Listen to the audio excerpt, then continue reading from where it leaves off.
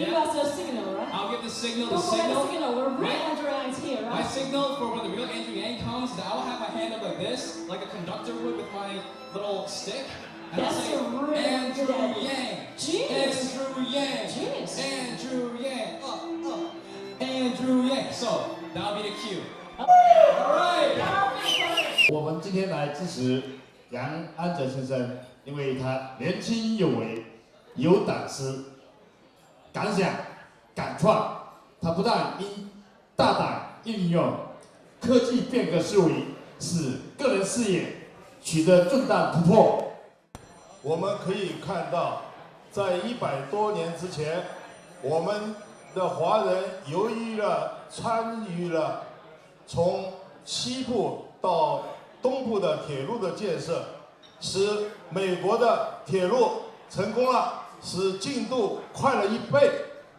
而在我们华人参政的历史当中，我们选出了第一个的刘春玉作为市议员，又选出了第一个的国会议员，这个孟兆文女士，又选出了我们法拉盛的顾亚明作为市议员。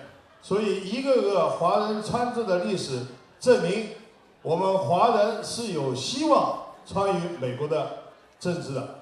所以我再次的呼吁大家支持杨安泽的竞选，支持我们华人的参政。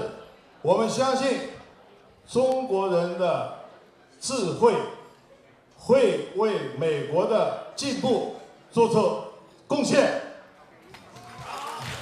今晚呢，在星期六这一个美好的夜晚，一起在这里跟我们共同来欢迎我们的华裔未来之星 Angela Yang。杨安哲。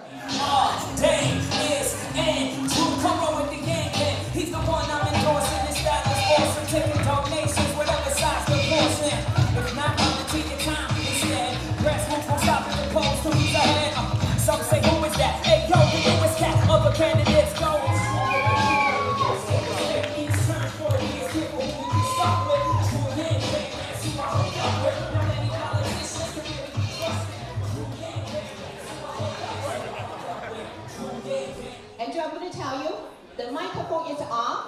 We are not going to cut down the microphone for sure.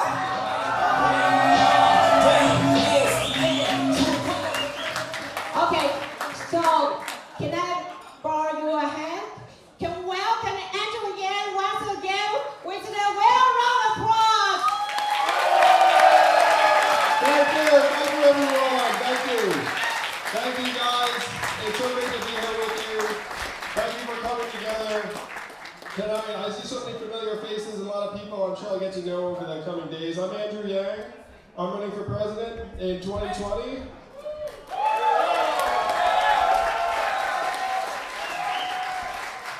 And the campaign just keeps on growing and growing.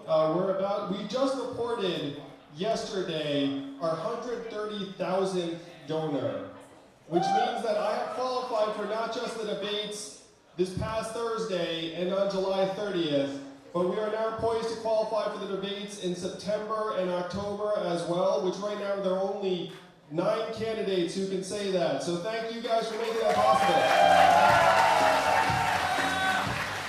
Yeah, it's been so fun. There are now 24 people running for president, and right now CNN has me at number 9. Rolling Stone has me at, I believe it's number 8. The betting markets have me at number 3. And people know those folks in Vegas are very, very smart. You know, they like the math.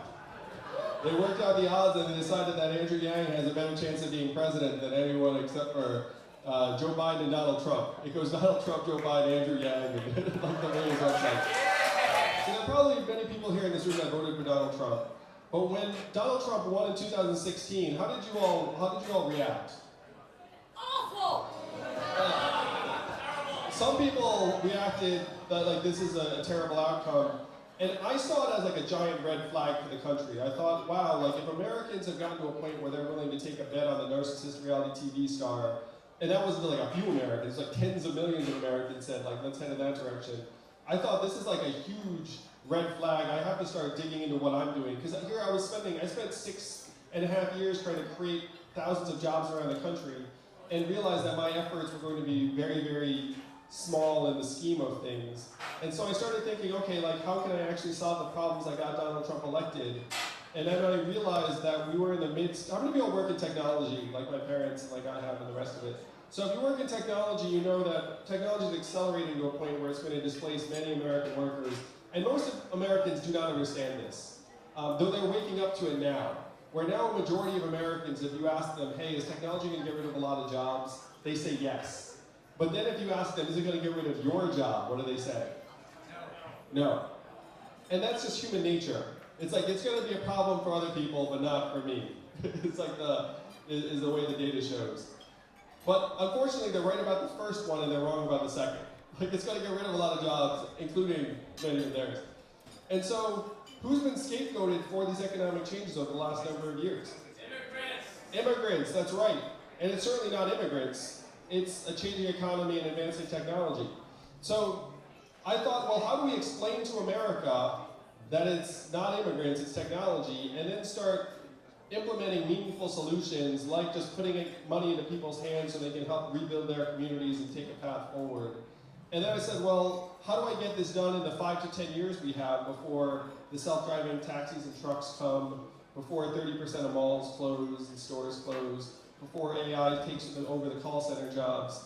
And I said, well, there's no realistic way to do that except to run for president and win.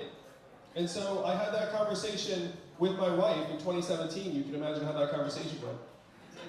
And like, hey baby, you know, like, it looks like I'm gonna leave my job again and run for president this time.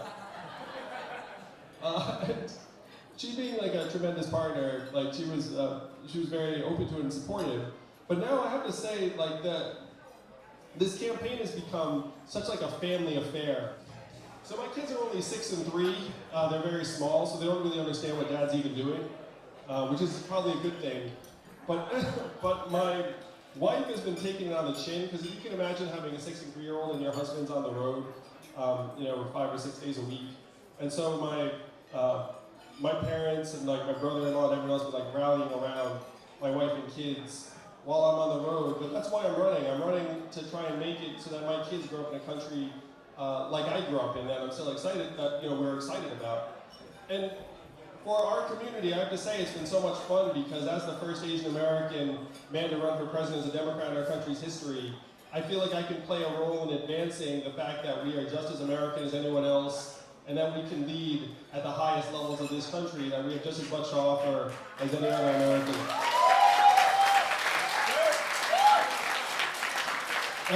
And so as the campaign has grown, like my wife has seen the effect the campaign has had on other people in our community, and she's like so excited about it, which is something we never could have foreseen, like when I had that conversation with her at the kitchen table. And it's in part thanks to many of you here in this room who believed in me in this campaign from day one. That's why it's so great to be here with you. So what kind of stories can I tell you from the debates? Let me see. So during one of the breaks, Joe Biden comes up to me and he says, Andrew, you and I need to sit down and talk about the Fourth Industrial Revolution, because that's like a... And then he said his biggest concern is that we're going to end up getting rid of the middle class. And I looked at it and was like, holy shit, Joe Biden gets it. That made me so happy. And I don't know how much of that he already got before he and I spent time together, because I saw him just last week in South Carolina and he heard my whole spiel. So that's the kind of thing, literally like during one of the TV breaks, he just comes up to me, we have that conversation. Like, one of the things you might not know is you actually become friendly with all of the other presidential candidates, because you're in the same green rooms and the same banquet halls and same union halls all the time. So I have met like most of the candidates half a dozen times. And so some of us have each other's cell phone numbers, we like text each other about like random stuff. And there's like a shared set of, which also is something I didn't anticipate. So I have like, random like anecdotes about presidential candidates, like impressions. So that's like one of the more fun things. about it. The DNC debates, as you know, and I appreciated the joke, like I didn't get as much airtime as I would have liked. But I have to say there's been this like massive level of interest in the campaign where we got over 10,000 donations just in the 48 hours since the debate. I got over 100,000 Twitter followers, apparently more than any other candidate, like since the debate. Like, this is where you know the interest is strong. My book shot to the top of the Amazon charts. Like, so it's like, wow, people were so interested they actually bought my book. Like that on it. So I'm easy to be like, what Americans are reading. So even though I got this much airtime, like the interest level shot up.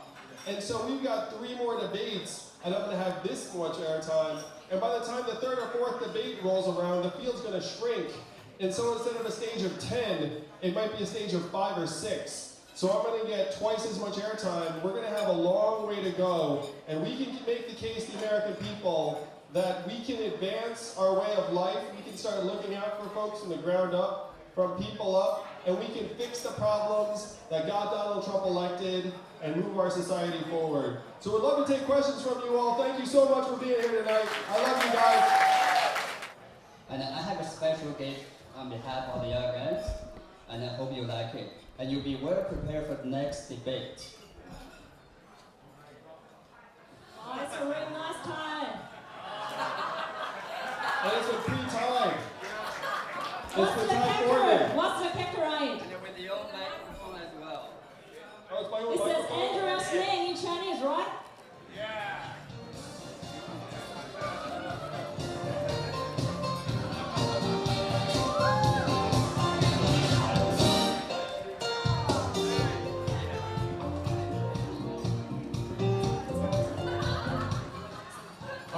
If you guys want, I can tell you the tie story too, if you want. So I have nothing against ties. You know, like I wore them a lot, both as a lawyer and my prep school actually had a jacket and tie dress code. So I wore a tie a lot as a teenager. So my team was trying to figure out, it's like, hey, how should you dress for the debates? And so the thought process was this. When I had an entrance song that was somewhat unusual, it actually drove like a ton of press. How many of you saw that? Like we had this press thing, and like Vanity Fair and all these music publications picked up the entrance song. And we were like, wow, if you do anything different from the other politicians, it actually drives a news cycle. So then they thought, if you don't wear a tie, the journalists will probably talk a lot about it because they just love stuff to talk about, and that would like give them something to sink their teeth into. And you have 3 more debates, so if you want, you can not wear a tie for the first one, and then wear a tie for the second one, and then like do whatever, and then it would actually end up just driving all this press. And then the other thing was that, as a non-politician, like if I wore a tie, I would look much more similar to everyone else on the stage. But then if I didn't have a tie on, I would immediately stand out as different from the others. And so we said, let's not wear a tie and see how it goes. And it ended up driving a whole news cycle where they would just like talk about it. And it was very like, it was very polarizing. Some people loved it, some people didn't like it. But we're in a position in a campaign where that's actually a very positive place to be, as long as you're like driving the conversation. So that was it. I may wear a tie to the next one. It may be this tie, it probably won't be this tie, because this is actually just taped on. So that was the thought process behind it. It was just to help drive a conversation and also like an era of like difference from the other people on the stage. You are actually one of the supporters of the legalization of marijuana. Why is that? The criminalization of marijuana ends up being very unevenly administered, where we end up being quite racist about it and just prosecuting black men for marijuana-related crimes and no one else. And at this point, marijuana is legal for medical and even recreational use in some parts of the country. And so at this point, you have to look and say, like, is this the legal treatment we want? And what are the costs and benefits of decriminalizing it? Now, the first thing is that decriminalizing is not the same as not regulating. Like, tobacco is legal, but you can't sell tobacco to 10-year-olds. You can't have tobacco in, like, extra school. So you can regulate it, but criminalizing it, we end up administering the laws in a very unjust way. And the other thing is that marijuana for pain-related and medical use is much less lethal than, for example, opiates that are killing 8 Americans an hour. And there are economic benefits to bringing marijuana in from the shadows and removing it from the controlled substance list. So for these reasons, the cost benefit, like I saw it said, it makes more sense to decriminalize and still regulate marijuana, but to decriminalize it and remove it from the federal controlled substance list. And this is someone who doesn't really use it, but you know.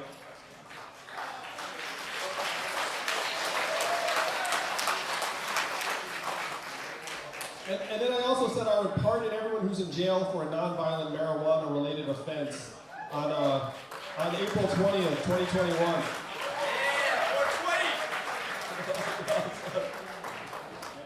As you know, we internalize a hard-working culture. We work for what we get, right? Everybody worked hard to be where we are today. And that's why I find that most of my friends, most of my circle, the Asians hate the freedom dividend because they feel that we're giving people something for doing nothing. So what do you say to these potential Asian American voters who are against the freedom dividend for that reason? Well, what I would say to them is that, and you can say like this is studies, that money doesn't actually change anyone's work habits. If you were lazy before, you're going to be lazy still, probably. And if you're hardworking before, you're going to be hardworking after. So you can tell your friends, look, like, it's not going to change anyone's work habits. It improves incentive structures. It's going to give people a foundation and then create like, a better pathways forward. Hopefully that'll work. And if that doesn't work, just tell them I'm Asian. Alright, we have time for one more question. I think, so he had his hand up, actually, but he had his hand up originally, and so I just felt sort of bad. I was there before Joe Rogan Experience, and if it's possible, 各位兄弟、各位朋友，我们可以别录一下吗？可以撤掉吗？我想说点真话，可以，要是你现在正在录，可以别录吗？我就是想说点真话。对，that's fine. Then that's your business. 对，I saw how devastated you were after the debate. I saw that you were up all night, still on Twitter, and I want you to know that I went through the same experience of embarrassment for you and then outrage once I found out what happened. And I was there on the Reddit threads, the Twitter threads, the Facebook threads of people saying, why isn't he interrupting? Why isn't he asking a question? And as someone who's been trying to ask a question for the last 10 minutes, I have a lot more empathy for how difficult it is. And I have 2 questions. Number 1, I posted across all of the Yang Gang social media, if Andrew started a podcast called Let Yang Speak, and did the first episode where he did director's commentary and answered every question that was asked the night of his debate in the style of the first night Twitter feed where you talked about the little step that people will get and all the little inside fun facts, controlled the narrative rather than the Washington Post writing your tweets as your press secretary. We've had 40 years of career politicians promising that their programs will trickle down to us. Why not trust the American people and let that money trickle back up? Yeah, that was excellent.